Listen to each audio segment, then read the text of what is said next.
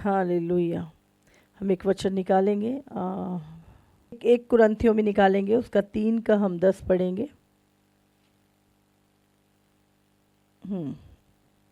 यहाँ से पढ़ते हैं हम लोग 3 का 10 से।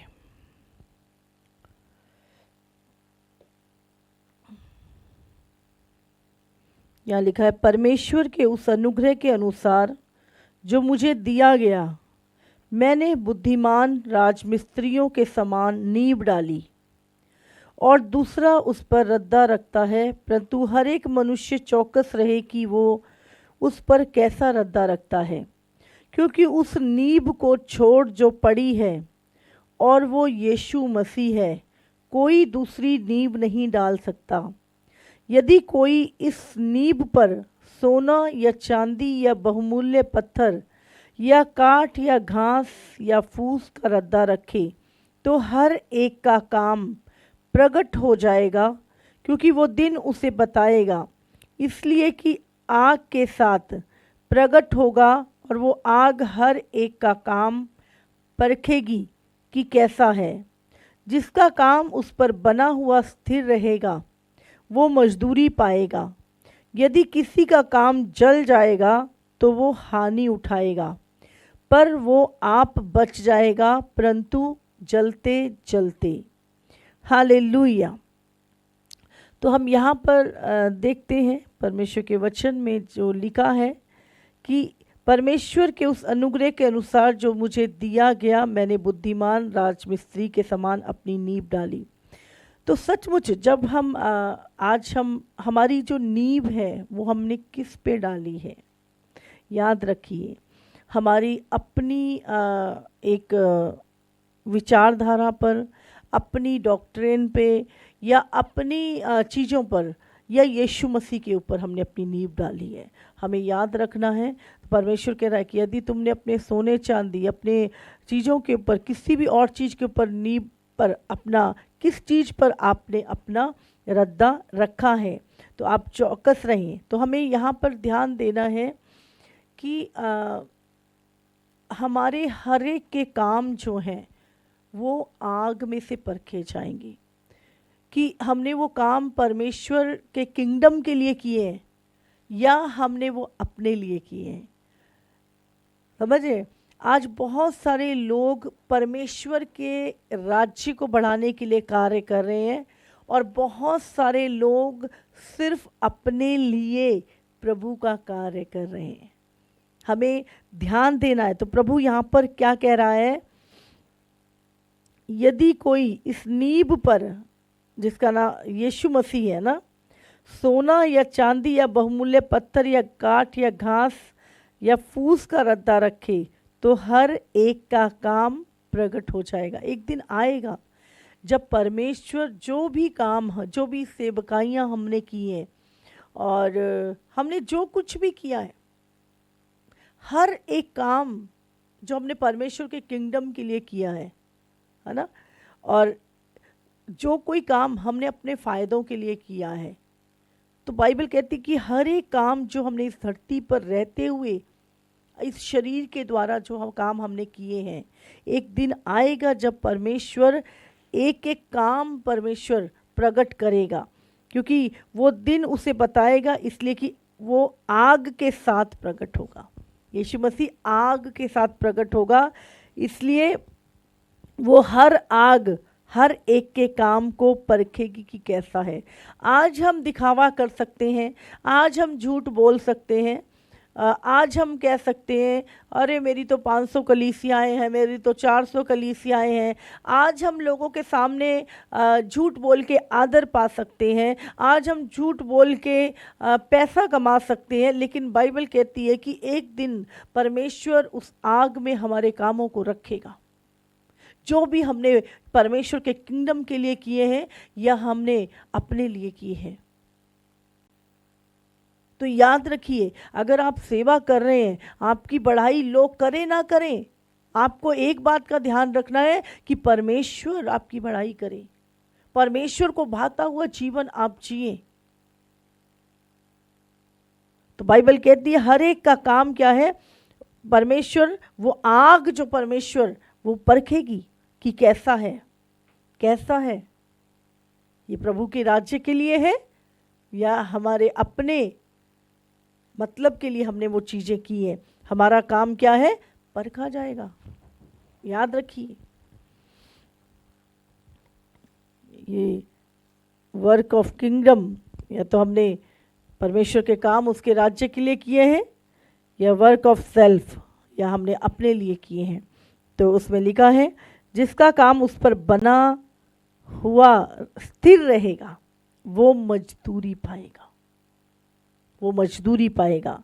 यदि किसी का काम जल जाएगा तो वो हानि उठाएगा। यहाँ लिखा है अगर हमने वो काम सिर्फ दिखावे के लिए या किसी लालच के लिए हमने अगर वो काम किए हैं तो बाइबल में लिखा है वो सारे काम हमारे क्या है, वो जल जाएंगे।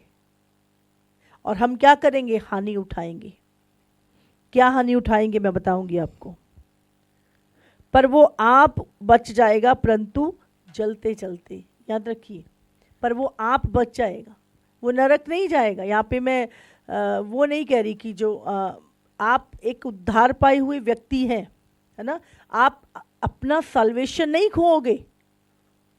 याद रखिए, चले वो आप बच जाएगा पर चलते चलते, तो आप अपना साल्वेशन तो नहीं खोओगे, लेकिन जो काम आपने परमेश्वर के लिए किए हैं, वो काम अगर आपने परमेश्वर के किंगडम के लिए सही मन से उसकी आज्ञा के अनुसार पवित्र आत्मा के अनुसार किए हैं तो उसका आप इनाम पाएंगे। लेकिन अगर वो काम आपने अपने लिए किए हैं तो वो सारे काम क्या है, जल जाएंगे। हालेलुया। और हम क्या हानि उठाएंगे, एक एक वचन हम और निकालेंगे। सपनिया 3:8।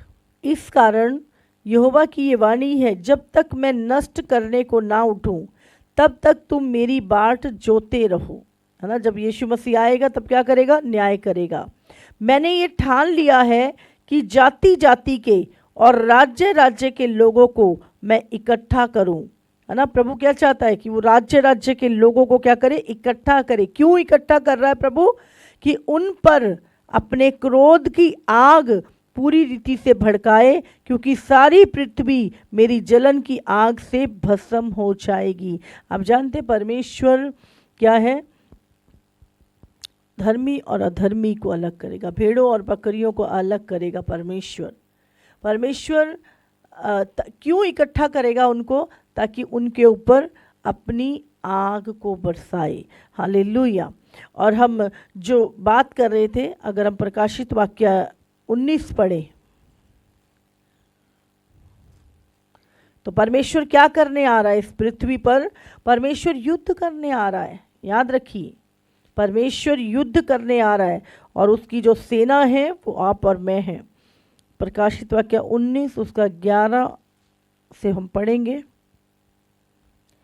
फिर मैंने स्वर्ग को खुला हुआ देखा और देखता हूँ कि एक श्वेत घोड़ा है और उस पर एक सवार है जो विश्वास योग्य और सत्य कहलाता है और वह धर्म के साथ न्याय और युद्ध करता है। हाँ, ये सफ़ेद घोड़े पे कौन सवार है, यीशु मसीह, जो विश्वास योग्य और सत्य है। वो मार्ग सत्य और जीवन मैं ही हूँ, और वो धर्म के साथ न्याय और युद्ध करता है। आगे पढ़े। उसकी आंखें आग की ज्वाला हैं। उसकी आंखें, ये हमने प्रकाशित वाक्य 1 में भी पढ़ा है कि यीशु मसीह का जब दर्शन यूहन्ना ने पाया तो उसने कहा उसकी आंखें ज्वाला की मानिंद है। तो यहाँ पर हम देखते हैं यीशु मसीह आगे, और उसके सिर पर बहुत से राजमुकुट हैं और उस पर एक नाम लिखा है जिसे उसको छोड़ और कोई नहीं जानता। वह लहू छिड़का हुआ वस्त्र पहने हैं और उसका नाम परमेश्वर का वचन है। स्वर्ग की सेना श्वेत घोड़ों पर सवार और श्वेत और युद्ध शुद्ध मलमल पहने हुए उसके पीछे पीछे हैं। जाति जाति को मारने के लिए उसके मुंह से एक चोखी तलवार निकलती है। वह लोहे का राजदंड लिए हुए उन पर राज्य करेगा और सर्वशक्तिमान परमेश्वर के भयानक प्रकोप की जलजलाहट की मदिरा के कुंड में दाग रौंदेगा। हाँ, यहाँ पर हम देख रहे हैं स्वर्ग की सेना सफेद घोड़ों पर सवार और सफेद और शुद्ध मलमल पहने हुए उसके पीछे पीछे है। हम यहाँ पर देख रहे हैं जब प्रभु यीशु मसीह आ रहा है तो वो युद्ध करने के लिए आ रहा है, आपको ध्यान रखना है। और ये जो यहाँ लिखा है स्वर्ग की सेना, उसके साथ क्या वो अकेला नहीं आ रहा, एक स्वर्ग की एक सेना है। हाँ, और जो सफ़ेद घोड़ों पे सवार और शुद्ध मलमल पहने हुए उसके पीछे पीछे, ये सेना कौन है? हम पढ़ेंगे, अगर इसको ऊपर पढ़े हम 19 का 8, उसको शुद्ध और चमकदार महीन मलमल पहनने का अधिकार दिया गया, क्योंकि उस महीन मलमल का अर्थ पवित्र लोगों के धर्म के काम है। तो यहाँ पर हम देखते हैं यीशु की दुल्हन को, और यीशु की दुल्हन कौन है? कलीसिया। और यीशु की आर्मी कौन है? कलीसिया। ये ब्राइड ही परमेश्वर की आर्मी है। हालेलुया। तो यीशु की जो दुल्हन है, जो कलीसिया है, और वो कलीसिया कौन है? आप और मैं है। और हम कौन है? हम स्वर्ग की सेना है। यहाँ लिखा है कि वो महीन मलमल और पवित्र वस्त्रों को पहने हुए, वो कलीसिया आप और मैं। तो हम क्या हैं? हम एक योद्धा हैं। प्रभु यहाँ पर क्या लिख रहा है कि उसकी स्वर्ग की सेना सफ़ेद घोड़ों पर सवार और सफ़ेद और शुद्ध मलमल पहने हुए उसके पीछे पीछे है। हालेलुया। तो आप और मैं क्या हैं? हम परमेश्वर की आर्मी हैं। परमेश्वर ने हमें आत्मिक हथियार दिए हैं, और हमारा परमेश्वर भी एक महाप्रतापी योद्धा है, और सचमुच वो योद्धा ही परमेश्वर ने हमें बनाया है। हमें लड़ने के लिए परमेश्वर ने बनाया है, हमें शैतान की युक्तियों को ख़त्म करने के लिए परमेश्वर ने बनाया है। तो हमें अपने अंदर, याद रखिए, एक वचन और निकालेंगे हम,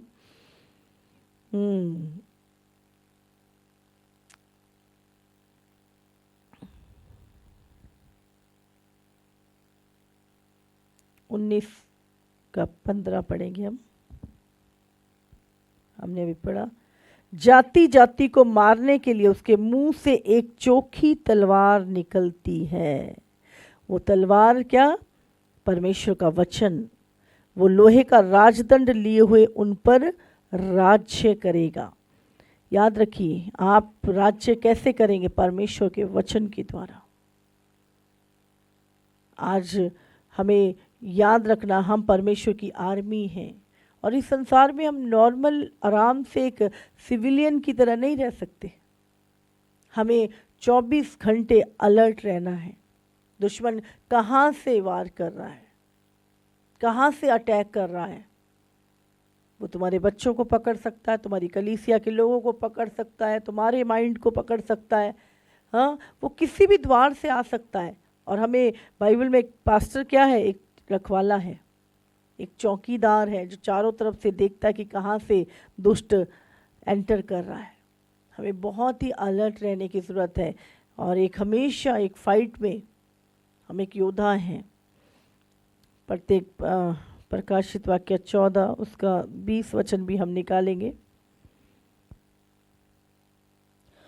और नगर के बाहर उस रसकुंड में दाग रौंदे गए, और रसकुंडे में से इतना लहू निकला कि जब यीशु आएगा और वो युद्ध होगा, तो आप जानते हैं कितने राजा अधिकारी जो इस संसार के इस समय रूलर हैं, जो बड़े बड़े राजा हैं, बड़े बड़े लोग हैं, बाइबल कहती है वो दुष्टता का राज्य कर रहे हैं इस संसार में। मैं आपको कुछ चीज़ें बताऊंगी अभी कि कैसे। तो यहाँ पे लिखा है कि जब यीशु मसीह आएगा और वो युद्ध होगा, तब उस स्वर्गदूत ने पृथ्वी पर अपना हंसुआ लगाया और पृथ्वी की दाखलता का फल काटकर अपने परमेश्वर के प्रकोप के बड़े रसकुंड में डाल दिया, और नगर के बाहर उस रसकुंड में दाख रौंदे गए, और रसकुंड में से इतना लहू निकला कि घोड़ों की लगामों तक पहुंचा और 100 कोस तक बह गया। एक नदी ये दुष्ट राजा अधिकारी, आज हम देख रहे हैं कितना सताप बढ़ रहा है, सत्य को रोका जा रहा है। हम बॉम्बे गए, असम में गए, मिरेकल नहीं कर सकते आप टेस्टमनी नहीं ले सकते, आप हीलिंग नहीं कर सकते। कितनी सारी विरोधता में आज चीज़ें हो रही हैं। और कौन? संसार के जो राजा हैं, संसार के जो अधिकारी हैं। हाँ, बाइबल में लिखा है एक टाइम आएगा, अगर हम यहाँ पे पढ़ें, हमने अभी जो पढ़ा है 19 का 15 जब हम पढ़ रहे थे, तो उसके वस्त्र और जांघ पर यह नाम लिखा है, राजाओं का राजा और प्रभुओं का प्रभु। फिर मैंने एक स्वर्गदूत को सूर्य पर खड़े हुए देखा। उसने बड़े शब्द से पुकार कर आकाश के बीच में से उड़ने वाले सभी पक्षियों से कहा, आओ परमेश्वर के बड़े भोज के लिए इकट्ठे हो जाओ। ये भोज, प्रभु ने पक्षियों को भोज के लिए बुलाया, जिसमें तुम राजाओं का मांस और सरदारों का मांस और शक्तिमान पुरुषों का मांस और घोड़ों का और उनके सवारों का मांस और क्या स्वतंत्र, क्या दास, क्या छोटे, क्या बड़े, सब लोगों का मांस खाओ। फिर मैंने उस पशु और पृथ्वी के राजाओं और उनकी सेनाओं को उस घोड़े के सवार और उसकी सेना से लड़ने के लिए इकट्ठे देखा। वो पशु और उसके साथ वो झूठा भविष्यवक्ता पकड़ा गया, जिसने उसके सामने ऐसे चिन्ह दिखाए थे जिनके द्वारा उसने उनको भरमाया, जिस पर उस पशु की छाप थी और जो उसकी मूर्ति की पूजा करते थे। ये दोनों जीते जी उस आग की झील में जो गंधक से जलती है डाले गए। आपको याद रखना, परमेश्वर इस समय अपनी आर्मी को तैयार कर रहा है और हमें आत्मिकता में बढ़ना है। हम वो ठंडी और गुनगुने लोगों की ज़रूरत नहीं। इस समय आपको पता नहीं है यीशु मसीह इस धरती पर क्यों आ रहा है। वो एक युद्ध करने आ रहा है और उस युद्ध में उसकी आर्मी आप और मैं हैं। और हमें अपनी तैयारी अभी से, युद्ध लड़ने की जो तैयारी है वो आज से, अभी से हमें करनी है। हालेलुया। हमारे माइंड में हमें याद रखना है कि हम यीशु की आर्मी हैं। हम एक युद्ध के लिए बुलाए गए हैं। प्रभु ने कहा तुम्हारा युद्ध लहू और मांस से नहीं पर अंधकार की शक्तियों से है जो आकाश में है। और आज वही शक्तियां हैं जो देशों के अधिकारियों को कंट्रोल करती हैं, सरकारों को कंट्रोल करती हैं, राजाओं को कंट्रोल करती हैं, मिनिस्टर्स को कंट्रोल करती हैं। और प्रभु ने कहा तुम्हें उनके लिए प्रार्थना करनी है। हम आज नीचे नीचे की प्रॉब्लम्स को देख रहे हैं, लेकिन हमें फाइट ऊपर करनी है। याद रखिए, हमारे जो युद्ध हैं वो आत्मिक है और प्रभु ने हमें लड़ने के लिए बुलाया है। हालेलुया। और वो मत्ती 24 उसका 43, परंतु यह जान लो कि यदि घर का स्वामी जानता होता कि चोर किस पहर आएगा तो जागता रहता और अपने घर में सेंध लगने ना देता। है ना। तो यीशु मसीह ने कहा, अगर, पढ़ो इसे दोबारा। परंतु यह जान लो कि यदि घर का स्वामी जानता होता कि चोर किस पहर आएगा तो जागता रहता और अपने घर में सेंध लगने ना देता। इसलिए तुम भी तैयार रहो, क्योंकि जिस घड़ी के विषय में तुम सोचते भी नहीं हो उसी घड़ी मनुष्य का पुत्र आ जाएगा। हालेलुया। तो हमें क्या करना है? तैयार रहना है। एक दिन हमें अपने हर एक काम का लेखा, हम जो कुछ भी कर रहे हैं, हम सेवकाई कर रहे हैं, हम कुछ भी क्यों नहीं कर रहे हैं, एक दिन आएगा जब हमारे सारे काम परखे जाएंगे, उस आग में रखे जाएंगे और परमेश्वर चोर के समान आ जाएगा। इसीलिए हमें ध्यान रखना है हम कर क्या रहे हैं, किसके लिए कर रहे हैं, किस मनसा से कर रहे हैं। हमें हमेशा ध्यान रखना है इस चीज़ का, क्योंकि एक बाइबल में लिखा है कि जो कुछ भी ढका नहीं है जो खोला नहीं जाएगा, और जो कुछ तुमको कोठरियों में सुनते हो करते हो वो सब चौकों से पुकारा जाएगा। इसलिए हमें बहुत ही जब हम परमेश्वर के कामों को कर रहे हैं तो हमें याद रखना है कि एक दिन न्याय का दिन आएगा और उस दिन हमारे काम परखे जाएंगे। और वो क्या है, जब आप एक आर्मी में हो तो आर्मी में क्या होता है, रैंक होते हैं। हाँ, आर्मी में क्या होते हैं, रैंक। तो आप जो काम परमेश्वर के कर रहे हो, है ना, परमेश्वर क्या करेगा, आपको एक ऊंचा रैंक आपको देगा। लेकिन अगर आपके काम जल गए, आप उद्धार नहीं खोएंगे, साल्वेशन तो नहीं खोएंगे किसी भी हालात में, लेकिन आप अपना वो जो एक पोजीशन आपको मिल रही, एक प्रतिफल प्रभु ने आपको देना था, आप वो खो देंगे। हालेलुया। इसीलिए तुम्हारे काम परखे जाएंगे। प्रभु ने कहा तुम उद्धार नहीं खोगे, अपना साल्वेशन नहीं खोगे, लेकिन जो एक रैंक है जो परमेश्वर आपको देगा, एक पोजीशन जो प्रभु आपको देगा, उसकी हानि हम उठा सकते हैं। इसीलिए बहुत ही हमें ध्यान रखना है कि हम परमेश्वर के किंगडम के लिए काम कर रहे हैं। अगर आप किंगडम के लिए काम कर रहे हैं, मैं आपको बता रही हूँ, आप कभी निराश नहीं होंगे, क्योंकि जब आप किंगडम के लिए काम कर रहे हैं, परमेश्वर आपके फाइनेंस खोलता है, परमेश्वर अपने दूतों को भेजता है, परमेश्वर आपकी प्रोटेक्शन करता है, परमेश्वर आपकी सारी ज़रूरतें पूरी करता है। अगर आप परमेश्वर के किंगडम के लिए काम कर रहे हैं, अगर मनुष्य आपकी मजदूरी नहीं रखता तो परमेश्वर कभी भी नहीं रखता। हालेलुया।